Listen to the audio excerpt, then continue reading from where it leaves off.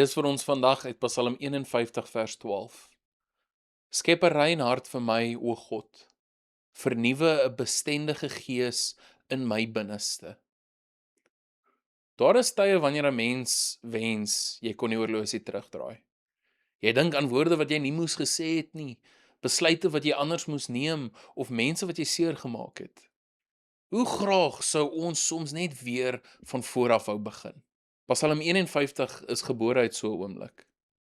Dawid skryf hierdie gebed nadat sy sonde met Batsheba aan die lig gekom het. Hy probeer homself nie verskoon of verskonings uit te dink nie. Hy erken eerlik: ek is deeglik bewus van my oortredings. Hy weet dat sy grootste probleem nie bloot verkeerde dade is nie, maar 'n hart wat God nodig het om dit nuut te maak. Daarom vra Dawid nie net dat God sy sonde moet vergewe nie.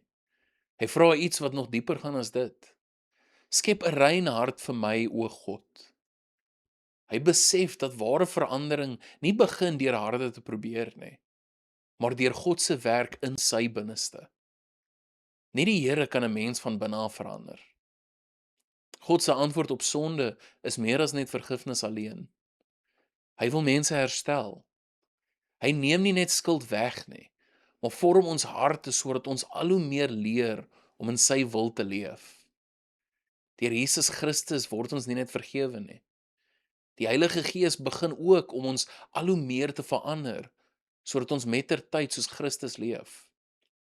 Dit beteken nie dat ons nooit weer sal struikel nie, maar dit beteken dat sonde nie meer die laaste woord hoef te hê nie. Elke keer wanneer ons na die Here terugkeer, herinner hy ons daaraan dat sy genade groter is as enige van ons mislukkings. Hy is die God wat nie net herstel wat gebreek het nie, maar ook nuwe lewe skep waar daar eens net skuld en skaamte was. As jy vandag bietjie sit en terugdink, is daar iets wat jy eerlik voor die Here moet neerlê? Of 'n rede wat jy voel jy vir hom moet vra om jou hart weer nuut te maak? Vader, dankie dat u genade groter is as ons sonde. Vergewe ons waar ons verkeerd gedoen het en skep deur u Gees 'n rein hart in ons. Help ons om elke dag nader aan u te leef.